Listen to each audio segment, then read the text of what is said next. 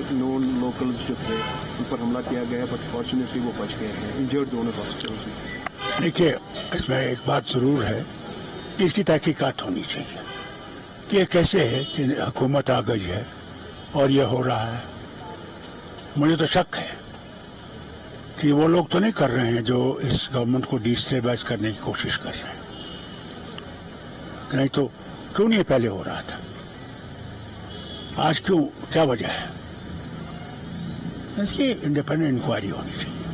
मजगमा जो हाँ, ये सब एक क्राइसिस पैदा करने की कोशिश कर रहे हैं। इस वक्त खानियार में भी अनफॉर्चुनेटली एनकाउंटर। हाँ, अगर वो पकड़े गए ना जो ये कर रहे हैं, पता लगेगा कौन कर रहा है। मारना नहीं चाहिए उनको पकड़ना चाहिए और पकड़ के उनसे पूछना चाहिए कि कौन उनके पीछे है। वही रास्ता है। खानियार एरिया शहर श्रीनगर का बीच वाला एरिया है। हाँ, ये सब देखिए, मुझे बताइए कौन लोग हैं जो ये कर सकते हैं और किस लिए कर सकते हैं? इन सालों में क्यों नहीं किया? मुझे इस पर तशवीश है। सब किस तरह का असर इससे पड़ सकता है? कोई असर नहीं पड़ेगा, परवाह मत कीजिए। ये इन चीजों कामयाब नहीं होंगे।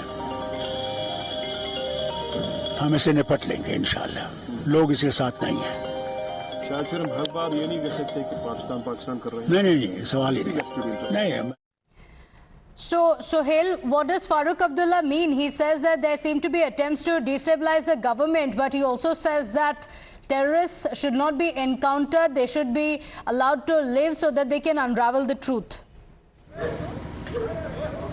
Well, the second part, the first, Farooq Abdullah suggesting that the militants or terrorists should be captured, not targeted or killed, is something that New Delhi is not going to accept, or New Delhi is not going to, in fact, adhere, because the New Delhi has adopted a zero tolerance policy against militancy in Jammu and Kashmir, particularly after 2016 or 2019. The New Delhi government has basically gone all against militancy and, in fact, initiated multiple operations to completely destroy the terror ecosystem, whether it was the active militants armed with weapons, or those who had in fact used their professions to in fact fuel unrest in Kashmir Valley. They were dismissed, and so the central government or the in fact LG administration in Jammu and Kashmir is not going to accept it. Farooq Abdullah is making statements. He had previously said there should be no talks with Pakistan if the foreign terrorists or Pakistan continues to post militants in Kashmir Valley. As of now, what we know is that in South Kashmir's anti-terror operation, two terrorists who are believed to be our foreigners is something that Farooq Abdullah should understand, that Pakistan continues to push militants into Jammu and Kashmir, and in fact suggesting that they should be captured to reveal truth is something that New Delhi is or the security agencies are not going to accept, because a truth is already out and it's in public domain. All those who are being killed in Kashmir Valley are not in fact are foreigners.